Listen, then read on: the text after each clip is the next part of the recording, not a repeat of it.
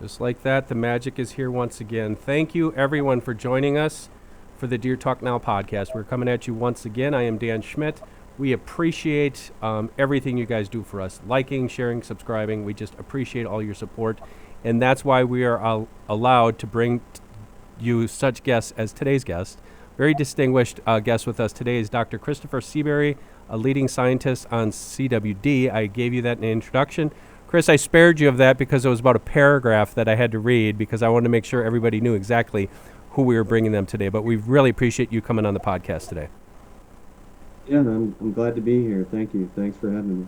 Now, one thing that, I was aware of your work, but kind of coincidentally, we came together through a shared friend with Ted Nugent who brought us together, and I was very glad that that happened because I wasn't aware of the depth of the work that you've done, so we have to give Ted a little bit of shout out here.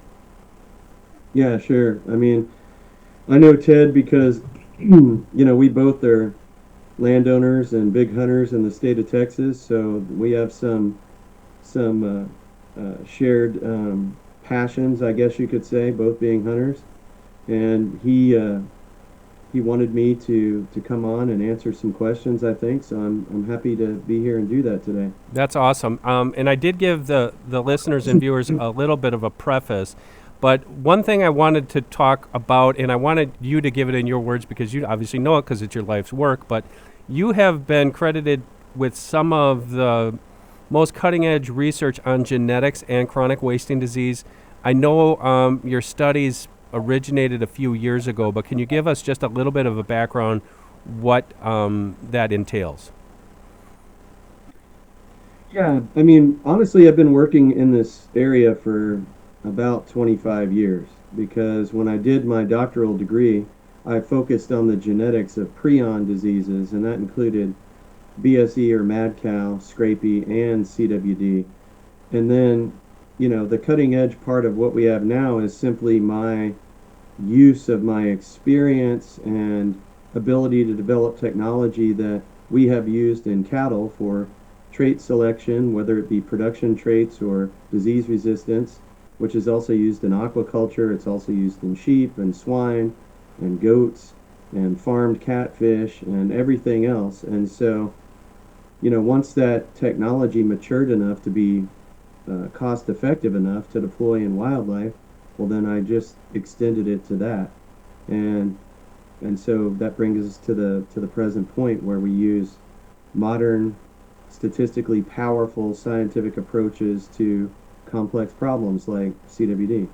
So with CWD, we know that you've been studying the genetics with, enclosure deer, and I know that with your genetic testing, some of the things I was reading was you're taking what you found by studying the genetics of individual deer, that some deer are more susceptible than others.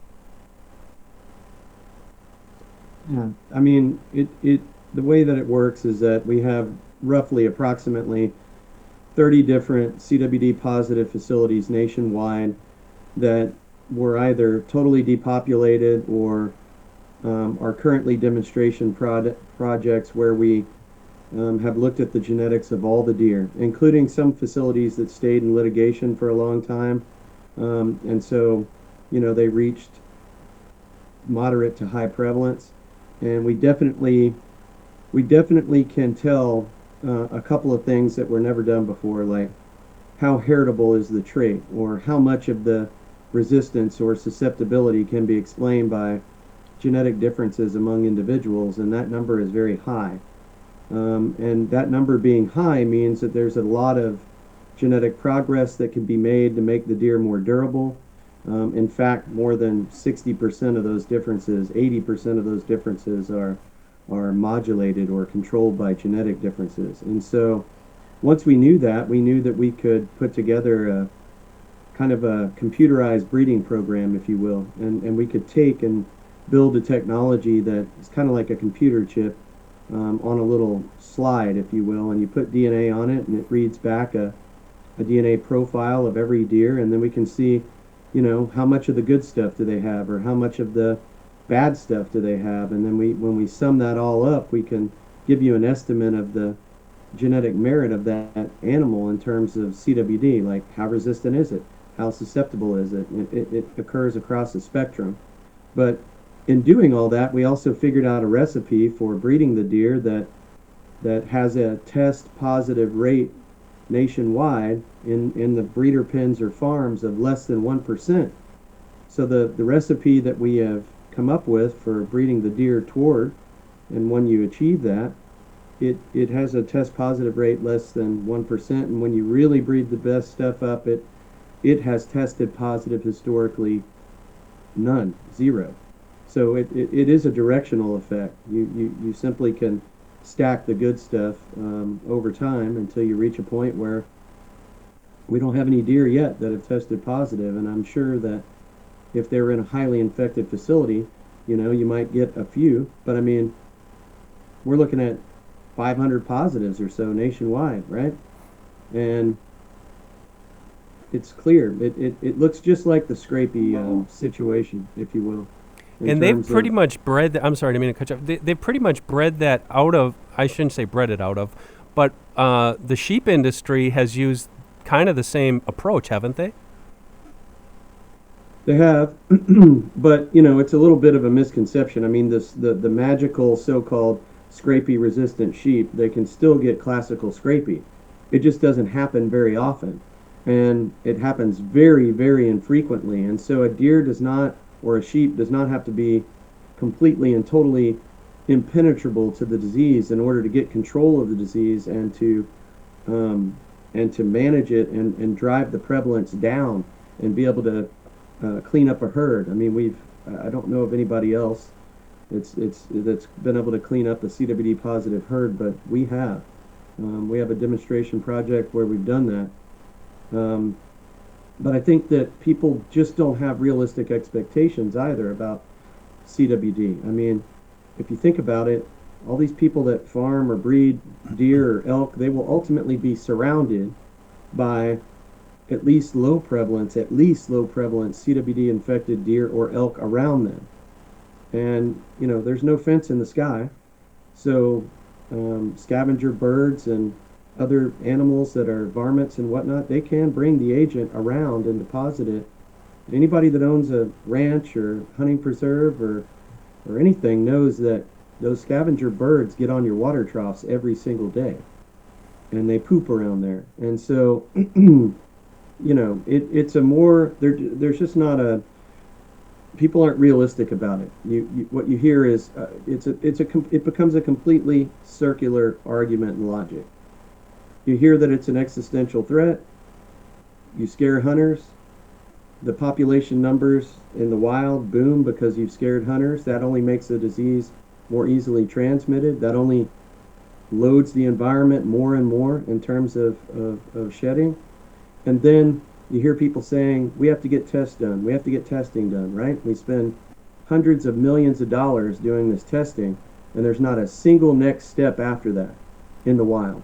Not one single next step after that. They have not created one technology or one management level intervention strategy that will allow them to control it in the wild. Yeah. I have so many questions I want to ask you, and that is going to be, I'm going to lead into that in a minute.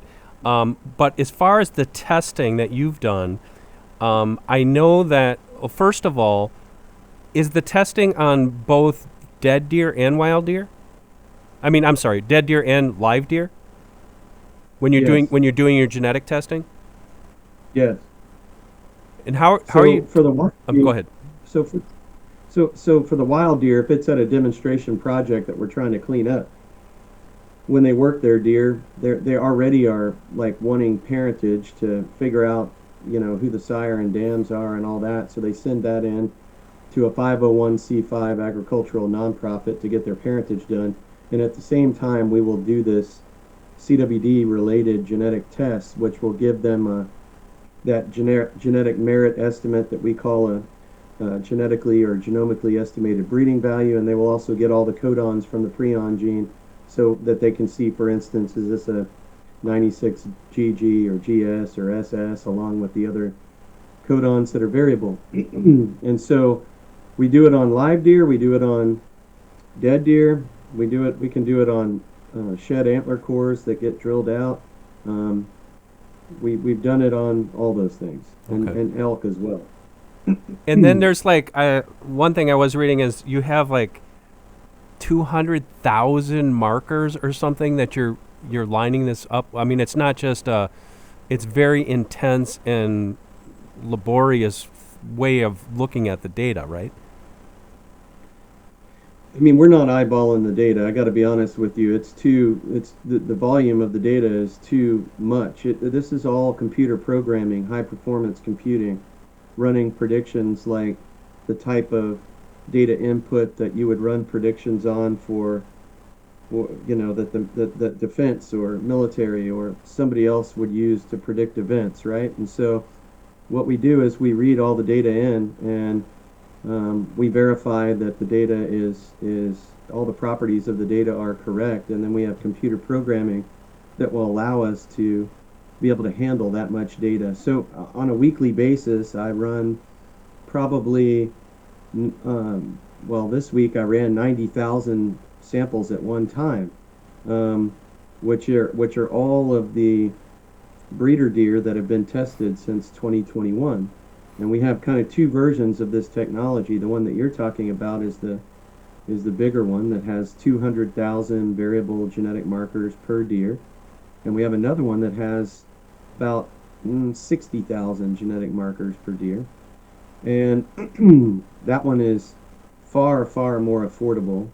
The latter, the smaller one, and can be easily accessed by the stakeholders, whether that be people who want to test wild deer or whether it be people who want to test breeder deer. We have done both. Okay.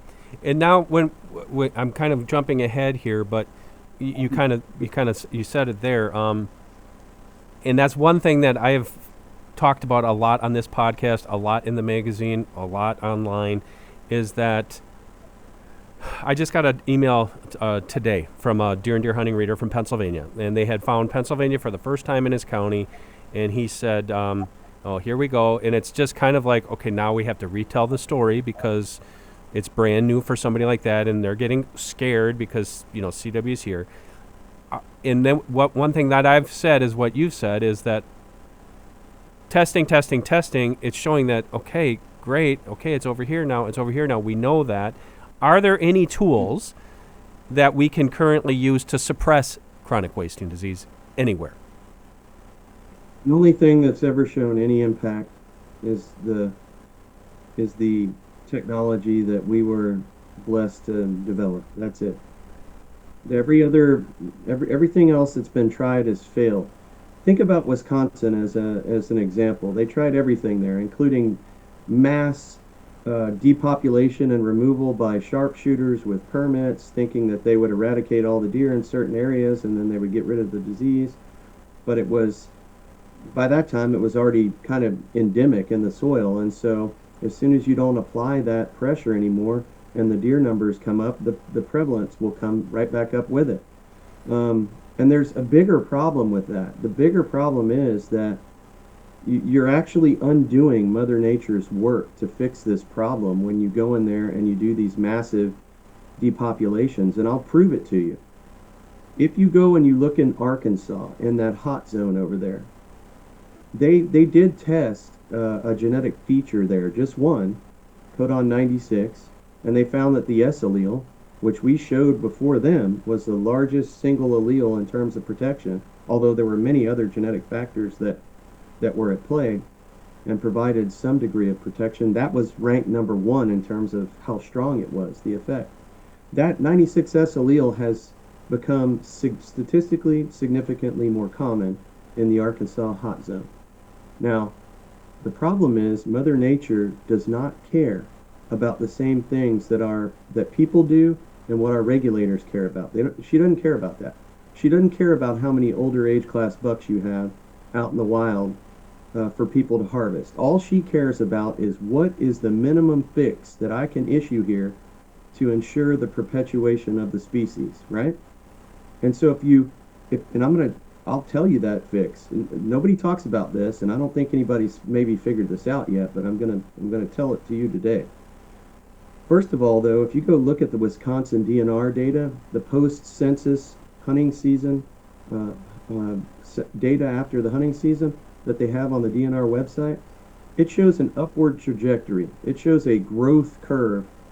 It shows that in 2023 there are about 70% more deer than there were in 2008, and that's 7 years after the deer that harbored the first detections were there from the 2001 hunting season. In 2002 they were discovered, right? And it spread everywhere. And yet in 2023 there are 70% more deer approximately than in 2008. Why? How is that? That's Mother Nature's fix. If you if you just think of just a bell-shaped curve, the middle of that bell-shaped curve, precisely in the middle, is the average fix across all herds. And what Mother Nature strives for is to make those deer what we call tolerant. That means that they can still become infected, but that the disease itself is protracted enough, prolonged enough that it's not going to inhibit their reproduction. It will not preclude reproduction, and so therefore it does not cause rapid and acute death, and so therefore it it will not be a species limiting factor, which is why we see that that growth in Wisconsin, right? Now, people will come out and say, well, we find certain populations that are in decline, but there could be a lot of other factors that are stacked on top of this as well. But the statewide data tell a story, and that story can't be sort of ignored. And so, having said that, right in the middle, tolerance, to the left of that in the curve, which will become less frequent in the population, but go to the left of the middle, are the deer that are increasingly more resistant. And then go to the right of that center mean average fix is deer that are increasingly more susceptible, right?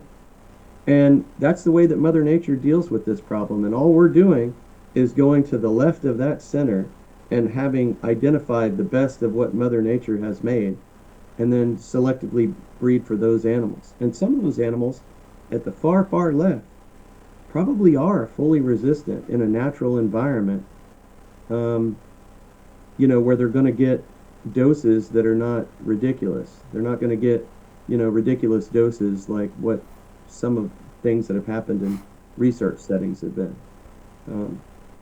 So is the current approach of,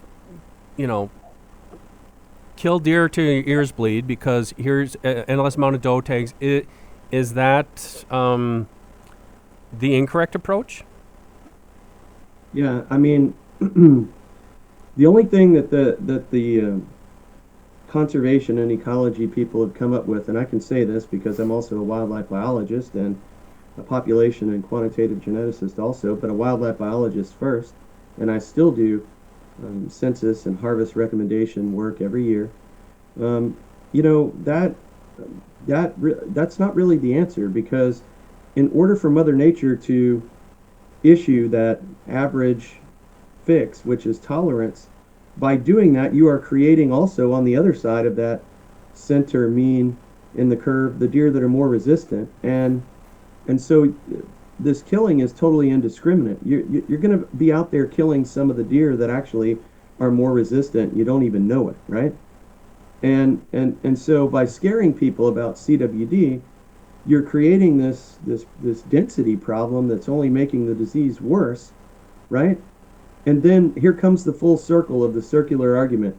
And then what do we have to do? Well, we have to have the conservation biologists and ecologists come save us all from CWD by going out and shooting down the density of white-tailed deer in the wild in order to control it, right?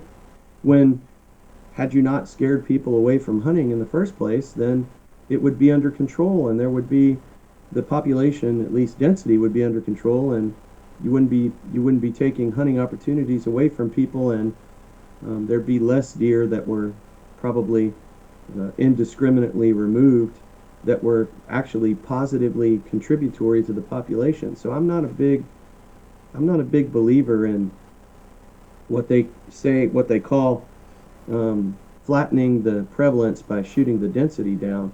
I mean, long term, all you're doing is making it take Mother Nature longer to issue the fix that she wants to issue for this disease.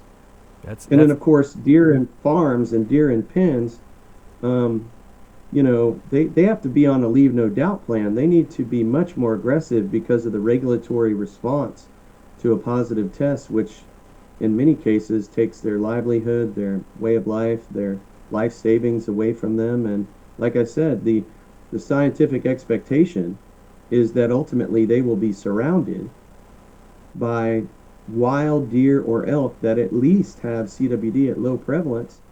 And so, you know, that being the case, you have to be realistic about what your expectations are. If you have single cases here and there, but can show that you can control the disease, controlling the disease also controls the shedding of the disease into the environment, whether it be wild or the production environment. And in the wild, there hasn't been anything that they've come up with yet. By the time they shoot the density down, there's so much of it already in the soil that what are you accomplishing here? And you're distracting from Mother Nature's work. Deer Talk Now is brought to you by Mossberg. Mossberg has been supplying American hunters with quality firearms for over 100 years.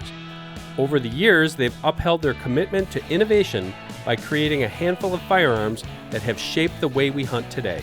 For more information, visit mossberg.com. Here's one I think that might be that we have the same thoughts on. Aren't all researchers striving for the same goal, wanting to solve the CWD puzzle? I mean, look, if I'm being honest, I'm not sure that everybody is on that page. There are people that would love to prove in a laboratory environment that CWD can potentially infect humans so they can get an NIH grant, and NIH pays the highest indirect cost to all universities. So if you get a $1.25 million grant, they're going to pay separately more than 50% of that number, more than $500,000, a lot more than $500,000 to your university just to keep the lights on and have some air conditioning, so to speak, right? And so when I was hired to work on traditional and non-traditional livestock and wildlife. And so that's all USDA funding, and they don't pay those big indirect rates. But what they do expect is deliverables, things that actually enhance food security, which is national security here in the United States and anywhere for that matter. Things that enhance disease resistance to reduce our reliance on antibiotics. And we've just applied those same principles to wildlife here. So no, I mean, there are some researchers who are so prevalent in the media who must get these grants to even pay big parts of their salaries, or they don't have jobs, right? And so, you have to be realistic about how you want to solve this problem. This idea that Mother Nature doesn't have zero tolerance for CWD. Only people do. Only people do. So I think that's important to remember. 100%. How does CWD then vary from scrapie, from mad cow, from Creutzfeldt-Jakob's disease? In your opinion, has it been here all the time? Is it something that was somehow morphed into that new disease? Because we don't see the same, Rome is burning approach to these other diseases. Today we don't. Yeah, that was a big list of questions you just asked me. I mean, it's more complicated, than just what you think. Because I'm going to be honest. I mean, real science is complicated. People get on a plane. I mean, people get on a plane and they don't worry about the wing falling off. And the reason they don't worry about the wing falling off and sort of plummeting to their death is because an engineer capable of doing the math went and did that. And if he tried to tell you how he did it, your attention span for that would be pretty small, but you rely on that.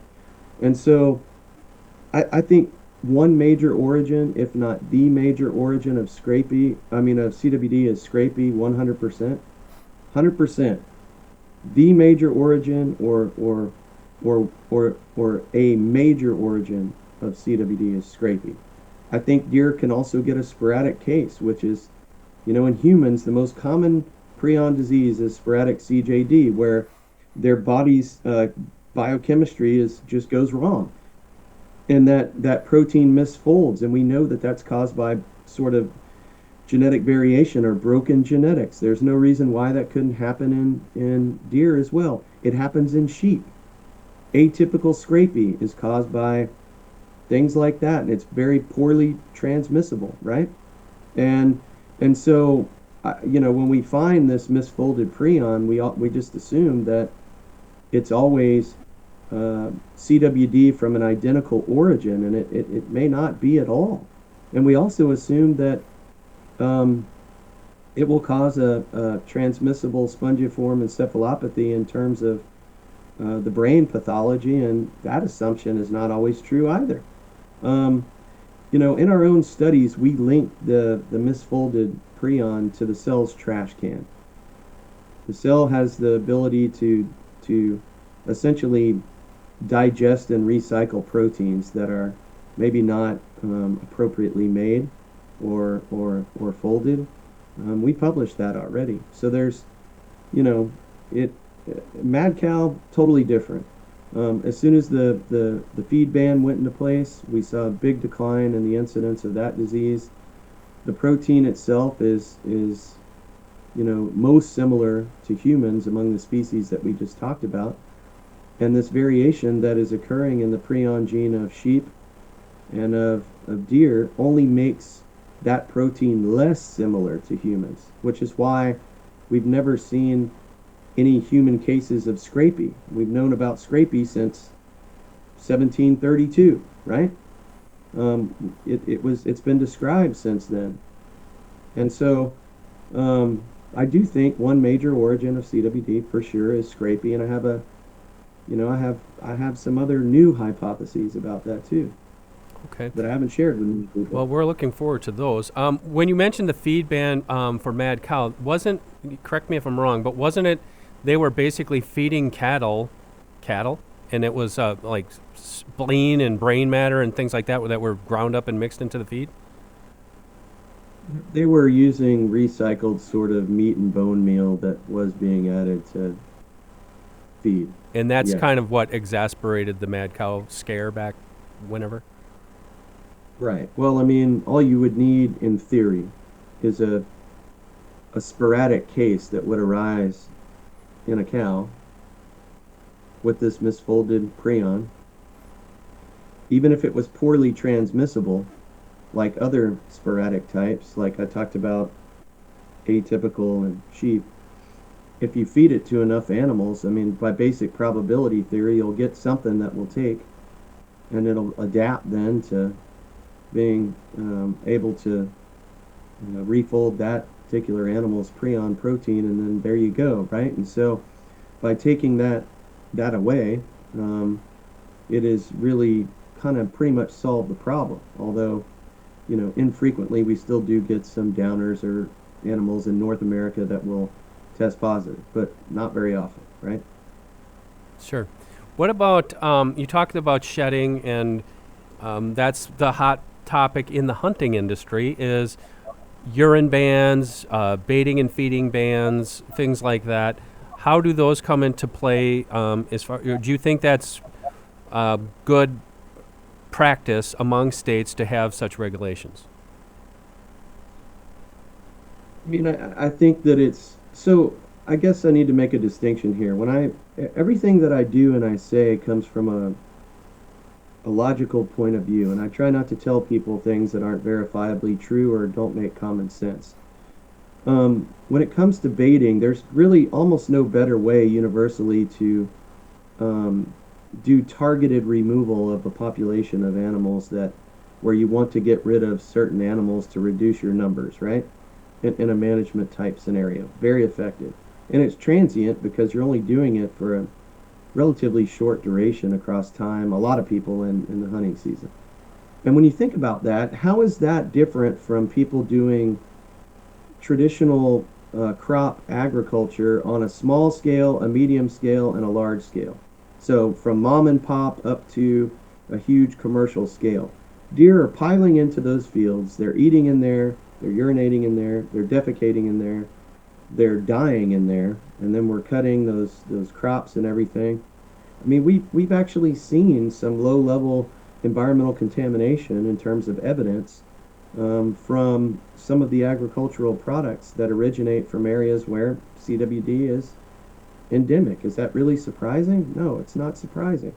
Uh, the urine thing, in terms of those farms, my understanding, I'm not a deer breeder. I don't own any breeder deer. I don't invest in any.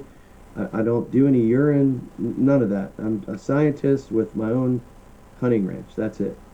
Um, the urine deal, my understanding is that there are very, very enhanced regulations for those people, even beyond just the standard herd certification program, in terms of good management practices, testing, and so forth. And I really just don't think that they are um, highly contributory to the CWD problem at all. I see no evidence of that, right?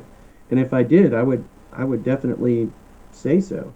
Um, but this idea too that that the breeders themselves are the problem is an ideological and philosophical problem.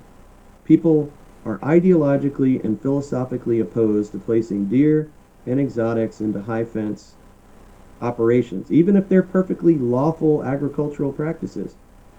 That is the problem. And so, when you look at, for instance, in the state of Texas, what proportion of the breeder deer being tested on an annual basis, it's about 40% in some form or fashion. Whereas about 1/3 of 1% of the wild deer, 1/3 of 1% get tested on an annual basis. And in many cases, CWD started in the wild long before it was ever detected in a breeding facility, right? And so, this idea that they are the problem is, it's not scientific. It's ideological, it's philosophical, and like I said, ultimately they will be surrounded by at least low prevalence in wild deer and or wild elk, and for them, um, they lose everything pretty much with one positive test. So they have to be on the leave no doubt plan because there's no equal protection under the law where CWD is concerned. If I'm a low fence ranch owner and I sell hunts for a living on my low fence ranch and something tests positive, let's say a hunter wants to test his deer and something tests positive, what will happen to me? Nothing will happen to me. The state will even pay for my CWD testing, right? Um, and I'll book all my hunts every year. But what will happen if inside of my hunting preserve I have a breeding operation and I test positive? Historically, I will lose everything. I won't be able to they won't let me bring anything, historically. They'll want me to depop, right? There's no equal protection under the law or regulations as it relates to CWD occurring in free-ranging, low fence, no fence environments versus high fence environments, right? And that's a bit of a problem, especially when the place where you can best control it is with a fence, right? A game-proof fence is where you can best control it because you can have enhanced biosecurity. You can control the ingress or egress or control the genetics even. Can't you know? There's not many ways to do all that in the wild. So do you think, Chris, that a solution possibly is taking deer that have been tested genetically superior in releasing them in wild areas? Well, I know that some people have done or want to do that or have done that, like Oklahoma. That was my next Um, question. yeah, and so to be honest and direct, I don't go around sort of championing that approach because I want it to be the will of the people, for whatever state that it is. I want it to be their will and how they want to deal with it. If they believe it's an existential threat and they feel like, why should I artificially limit myself to how I want to solve this problem if it really is an existential threat? If that's the way they feel and they want to vote to do that, I'm not going to stand in their way.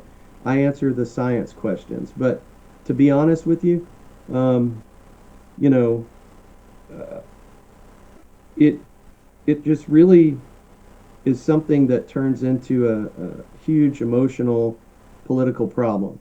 And so just focusing on the science is really the best thing for me to do because all these breeder deer really are wild deer. I mean, we didn't make them in the lab. All their genetics go back to the wild. They're not genetically modified. They're not genetically engineered. Conservation folks, they like to use the word manipulated. I mean, if Mother Nature selects for more durable animals in the wild, do we call those manipulated? No. So if we selectively breed animals for the best stuff that Mother Nature has made, why would they be manipulated? That it's just selective breeding. But a lot of states are not. Some states are not really pre-positioned to turn the deer loose, like you just said, and have it be totally as effective as it could be. And the reason I say that is some of their deer herds are not well managed. In other words, they've got way too many deer out there.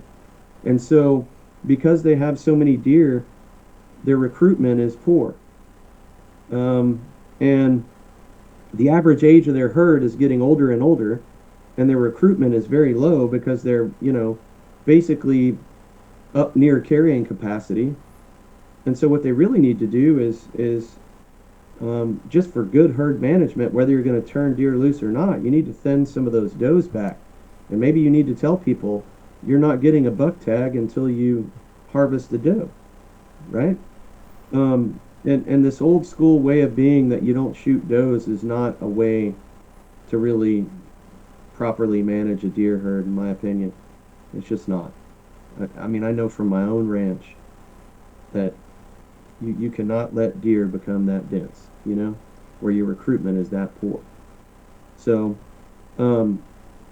for that reason, I think if states wanted to do that, and it was the will of the people, using bred does, putting them out, letting them fawn in the pasture, I think that's what Oklahoma decided to do, so that they would be born there and consider that their home range, and then there would be an opportunity for the doe to breed. I think that's definitely a better strategy than turning bucks loose because number one, they may not live very long due to hunters, and number two, they'll be they'll be fighting with local bucks, and that may and that will not be very efficient in them transmitting their genetics. The bred does is what I think Oklahoma decided that they were going to do. And if you're a state like, I'm just going to throw one out there, like I don't know, Wisconsin, Pennsylvania, somewhere that's got plenty of CWD already, what does it hurt? I mean, what does it hurt? We've had people That's a say, great rhetorical question. It really is. It's I something mean, that people need to think about because, okay, I'm going to give you, now I'm cutting off your thought there. I'm giving you 5 quick hitter questions here, and that's going to be the leading it off. It piggybacks on what you just said there. Will CWD ever wipe out a deer herd? for whitetail deer, Free ranging whitetail it, deer herd.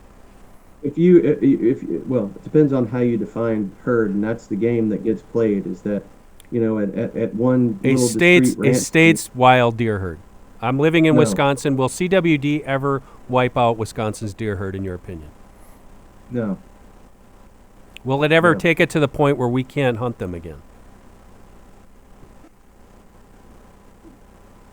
I don't think so. But what I will say is that you may experience a shortage of older age class trophy bucks.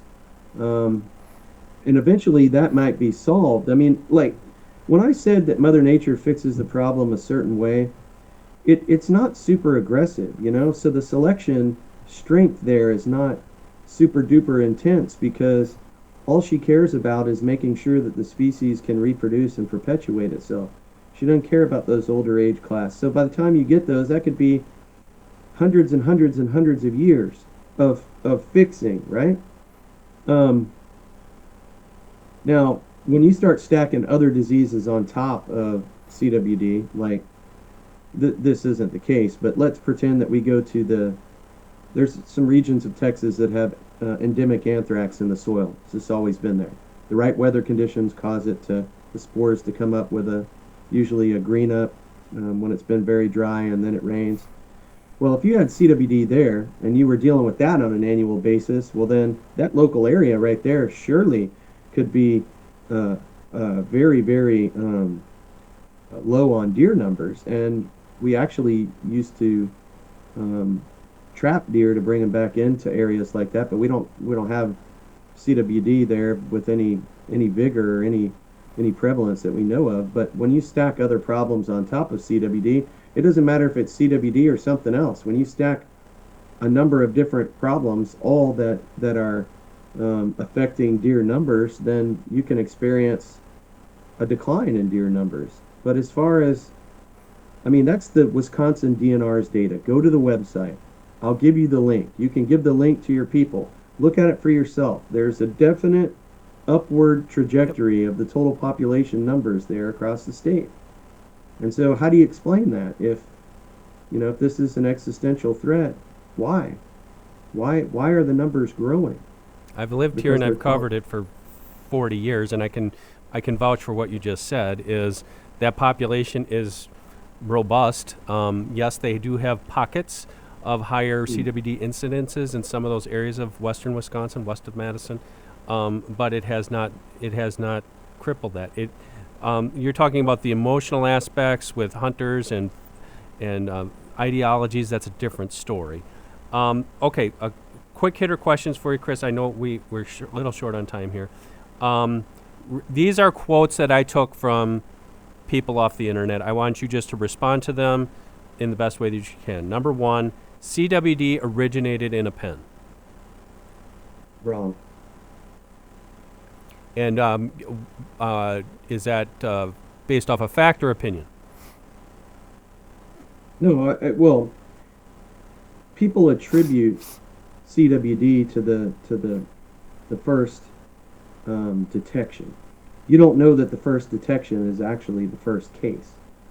And when they started noticing or keeping track of it, that was in Colorado in like 1967, Yep. where they were doing research and and they also had some crossover with Scrapie as well. And so that I don't know that you can definitively say that because the first detection is not always the first case. I've got my own hypothesis about this that's new that I haven't shared. So maybe if we have time, we'll circle back to that. Why don't we do it right now? What is your hypothesis? Well, when we look at some of the deer in the South, they seem to be much more genetically prepared for CWD. They have a lot more of the good stuff. And why is that? How does it make sense if most of the CWD is up north? Arguably, we don't have a lot of CWD in Texas, not like Pennsylvania or Wisconsin or some of the other states. And so how is it possible that we draw a line from south to north, the prevalence gets greater and greater and greater? And as we draw a line from south to north, the genetics that are naturally resistant become fewer and fewer and fewer among the wild animals, right? Why? Well, 550 years ago, the Spanish brought lots and lots of sheep to Mexico and to the southern United States. And CWD really doesn't originate in the UK. I mean, Scrapie doesn't really originate in the UK. It originates in Spain. And so if these Spanish explorers brought Scrapie with them in their Spanish sheep, and they brought thousands of sheep that they put into Mexico and Texas and other places in the South, then they could have brought that disease with them. And so the deer could have had 550 generations of time for Mother Nature to tune up their genetics, right? And that's why, and the one argument against that one of my colleagues brought up is, well, then why don't we see this focal spread of CWD in the South like we do in Colorado or in Canada or whatever? And I said, well, it's because it happened 550 years ago, and that's not detectable anymore. I mean, maybe if we could rewind time, we might be able to see something like that. But I think that they count the first incidents of scrapie in the U.S. as like 1945 or 1947. I can't remember, in Michigan or some state like that, right? That they attribute to having been imported from the UK via Canada or something. Well, I seriously doubt that was the first case ever. That was the first detection. And given the fact that we've recognized scrapie since 1732, and the Spanish brought thousands of sheep to this country and to Mexico and all along that south, why would you think they didn't bring that with them? It certainly makes sense when you think about the genetic, predisposition that some of the deer here have versus up north when we look at them. So, and even in Texas, CWD originated in the wild. It came from New Mexico across into the Waco Mountains area over near kind of El Paso, and every competent biologist knew once that happened that it would spread across the state, right? And in your state, I've seen a particular individual give testimony or talks before where they'll say, we found CWD in this breeding facility, and then 5 years later we found it in the wild. The implication being that it spread from the pen to the wild. But the problem is they don't have the surveillance intensity in the wild that's in parallel with that breeding facility. There's no way they can determine the origin, because they really didn't start testing the wild with any intensity or with acceptable, meaningful intensity until after the breeding facility tested positive, right? I mean, if you have to test 100% of your mortalities at a breeding facility, and then you also maybe do some live testing, right? Some states do that. The testing intensity is very high. Whereas in the wild, the number of wild deer in the surrounding area around that get tested on an annual basis was really small compared to the total number of deer that were out there. And so there's no way to be confident in the directionality of the origin, right? I mean, it could have came from the wild and went into the pen, or it could go the other way. But the people who say this and who present these data this way, they don't have statistically sufficient data in nearly all the cases to say that CWD came out of the pen and got into the wild, because they weren't testing the wild deer around that pen with sufficient intensity before that for any duration of time. So it doesn't matter which way it went. It could go either way. But this is a propaganda piece. It affects the way people think about CWD without the actual data to prove it. Wow, that's fascinating. Thank you. Okay, next question, Chris. If we banned all high fence operations, I know how this is going because you just said it. If we banned all high fence operations, CWD would go away. No, well, that's totally false. Like I said, there's many states that never allowed breeder pens, and they have plenty of CWD, and many states that never allowed baiting, and they have plenty of CWD. And even if we got rid of all the breeders today by executive order, we'd have plenty of CWD, and it would still continue to spread. You just answered the next two questions. The last two questions, banning urine-based scents helps fight CWD. I see no evidence for that, given that all of the regulatory hoops that the urine producers have to jump through for CWD surveillance on their animals and their products. And the final question, and we talked about this, banning baiting for deer will help fight CWD. I'm not a real big believer in that. Like I said, baiting is often transient. There's no better way to selectively reduce the density of deer for management purposes, and the baiting is probably less impactful than modern agricultural activities at the small, medium, and large commercial scale. One thing that I want to add there is, because you talked about this, you alluded to it before. I go out and plant 5 acres of, I plant a half an acre of purple top turnips, and anybody who knows deer behavior, a deer is going to eat the top of that turnip, that it'll still be growing in the ground, and then you've got a baseball-sized vegetable under the ground, that how many deer are going to mouth that thing over the next 3 months, but that's okay. But you can't take a spin feeder or whatever and broadcast 2 gallons. I'm not saying I want baiting. This is not me championing baiting. I'm just questioning the logic. And then people will say to me, well, Dan, we're doing something. But I'm like, are you really? Are you doing something that is it even a drop in the bucket to help stop deer from picking up shed misfolded prions? Every state has their own kind of cultural identity when it comes to hunting, right? Where certain things are acceptable or certain things are more acceptable and others are less acceptable. Well, you hit the nail on the head. Like when people are successful at scaring people about CWD, and they indoctrinate them into that sort of ideological purist approach, right? And make them believe that, they're doing something. Well, we have to do something, right? We have to do something.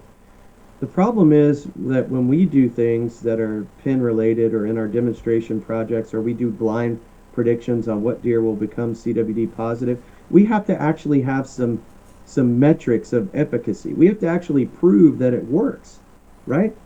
Where are the metrics of efficacy for that? Where is the proof that not feeding anything is reducing the prevalence by X amount, right? Or preventing the spread by X amount. I mean, it just doesn't exist. It doesn't exist. And